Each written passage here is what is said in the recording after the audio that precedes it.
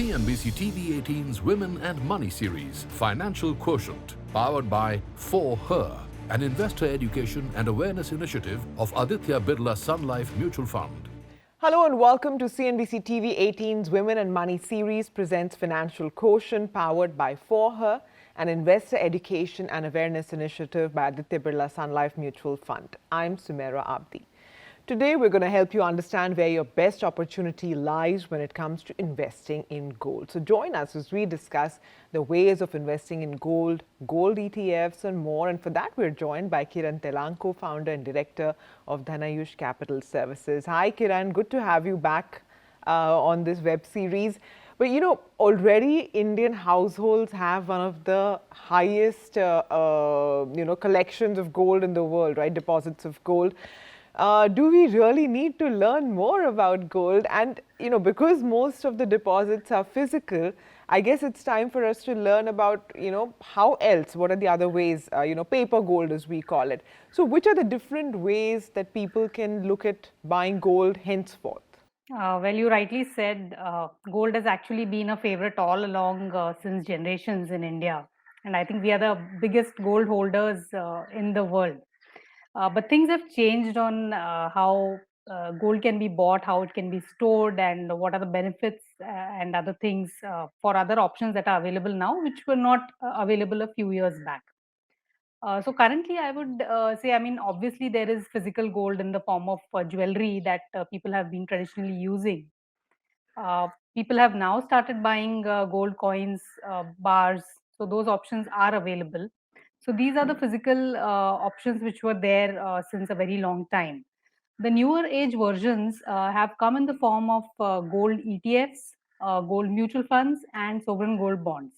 So these are the three key ones which have been available to investors for some time now, and not many people are aware of the details of these options that are there, and these seem to be much better in terms of investing in gold. Actually, when you buy physical gold in terms of say jewelry or gold coins and bars, that is something that you hardly end up selling. So it's more of a personal use item than an investment. So if you're looking at investments, I feel the newer age versions of purchasing gold turn out to be much better.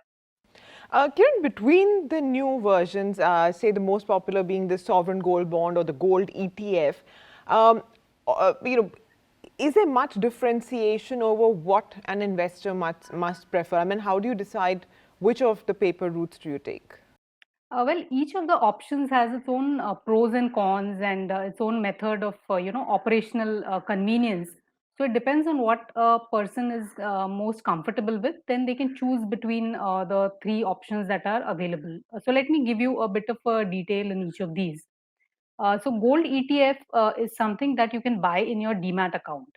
So one ETF, 1 gram of gold is equal to 1 unit of the ETF. So it becomes very easy to buy in smaller denominations, So if you have a demat account and if you wish to buy gold in demat form, you can use the gold ETF route. When you buy a gold mutual fund, the mutual fund is actually buying the gold ETF. So mutual fund route becomes easier if you do not want to buy it through your broker in your demat account.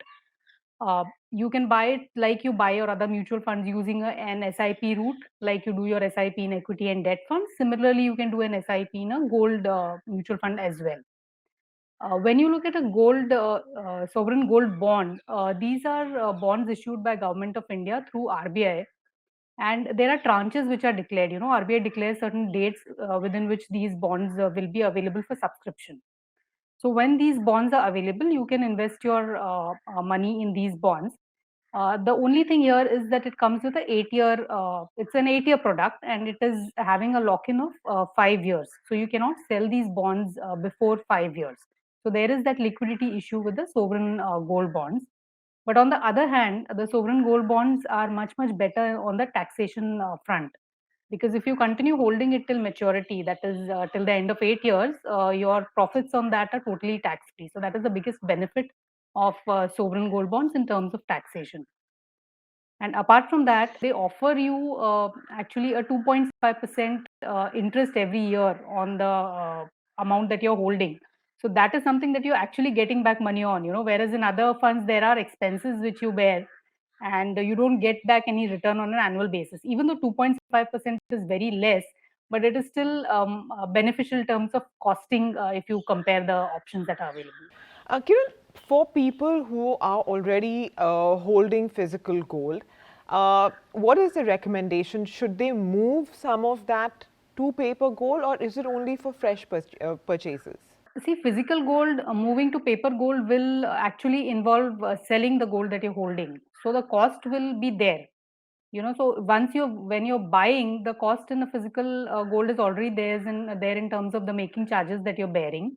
And when you go to sell that physical gold, there will be wear and tear damage. So there'll be some cut in the weight of gold actually that you are giving for selling. So your selling price will be a little lower, so that you have already incurred, so you cannot really change that. So I don't think it really makes sense to convert the physical gold to electronic form. So it makes more sense if you're purchasing fresh to go for the other newer versions of purchasing gold.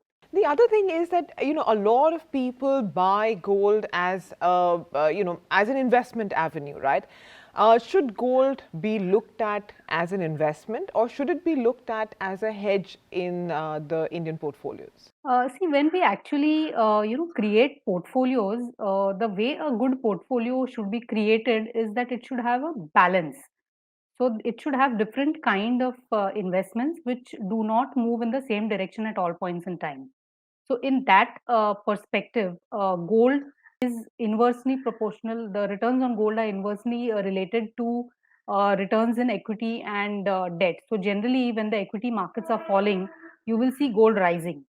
And when the equity markets are doing well, gold will probably be flat. I mean, it will not give you any returns. So with that perspective, investment of gold in your portfolio should be there, but it should be to a lesser quantum, because returns wise, it is not one of the best avenues to generate returns and create wealth. So just to hedge against inflation and to balance out your portfolio against times when there will be a fall in the equity market, gold can be a good option in the portfolio. Kiran, a lot of people would want to, be assured of the safety of paper gold, because physical gold, you hold it in your hand, you see it, it's there in your locker or safe, and therefore you're assured. Is there any concern that people should have, or anything you want to clarify in terms of, the safety of paper gold? See, paper gold is backed by actual physical gold deposits, which are held by the issuers. So basically, the institutions that are issuing those gold ETFs or gold mutual funds, they have the backing of physical gold, which is monitored, which is audited. So that way, there is no concern that you should have on that aspect, whether it is actually there or not. So it's a pretty much regulated field of investment, and it is overseen by the regulator in India. So no worries on that front. And what about the returns of physical gold vis-a-vis a gold ETF or the sovereign gold bond? Is there some difference? Because I assume that the paper gold would have some additional costs. So you should look at it in two different ways. One is what is the cost you're incurring in purchasing and selling of the instrument, whether it be physical form or electronic form, and the holding costs that are there. So when you look at a physical purchase, so when you're buying a jewelry or you're buying gold coins or bars, so as I said earlier, there are costs in terms of making of that jewelry or that piece of gold coin.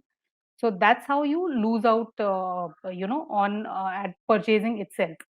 Again, when you go to sell in physical form, there will be impurities, there will be some wear and tear which is there, so because of which the weight of the gold that you're actually surrendering for selling will be a little less, so again you lose out there. And interim, the holding costs in terms of locker and your whatever safety measures that you're taking to protect that physical gold that you're holding will be an added cost. Now when you compare it to electronic form of gold, in the gold ETF, you have the demat charges which are there, you have the broking charges which you will have to incur. In the gold mutual fund, since the gold mutual fund is eventually buying gold ETF, you have all the charges that are there on the gold ETF, apart from the demat charges, of course. And you will have an additional layer of cost in terms of the fund management charges in the gold mutual fund. The holding cost will be very low because you're not actually holding physical gold. So that's a little lower than what you spend on physical gold. In the sovereign gold fund, I think it is one of the best options in terms of costing, because you're not actually paying much. You Once you buy it in your demat account, it's there, and the demat ongoing charges are there for all your holdings in the demat account, not just for the sovereign gold bond. And you are getting a 2.5% interest annually on the sovereign gold bonds. So this way, there are benefits of holding it in the paper form or the electronic form rather than buying it in the physical form. The other thing, Kiran, is that people were buying physical gold because it was store of value, or a safety asset which you could tap into in times of need, and people didn't really sell it unless the circumstances were very dire. With paper gold, that temptation to keep checking how it's doing, or the prices drop, should I exit? The price has risen, should I take my profit? Do you think it in some way curtails the long-term nature which we see with physical gold? Yeah, you're right, Sumaira. So this does happen. You barely sell physical gold any point of time, and that'll be the last resort if a family has to sell the gold that they're holding. So this is a drawback when you're actually holding paper gold and you get to see the prices every day.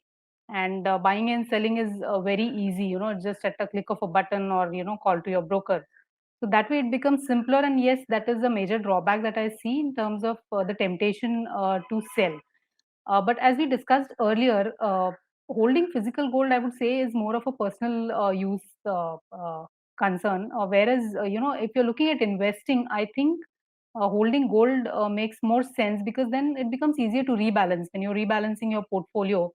If there is gold in paper form or electronic form, it becomes a little easier to rebalance the portfolio as the time goes.